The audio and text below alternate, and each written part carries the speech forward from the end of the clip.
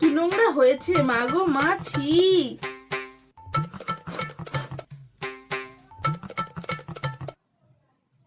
বৌমা, এখানে যে তোমার বাবার জামা কাপড়গুলো পরে আছে, তুমি কি চোখে দেখতে পাওনি? বাজারে গেছিল মানুষটা এই জামা কাপড়গুলো পরে, কে না কে ছুঁয়েছে জানি না বাপু, গোটা ঘরটা আমার অশুদ্ধ হয়ে গেল। এক্ষুনি এগুলোকে নিয়ে যাও, বাথরুমে নিয়ে যেয়ে সার্ফের জলে ভিজাও, এক্ষুনি নিয়ে যাও। আর এই গোটা ঘরটা ফিনাইল দিয়ে মুছো।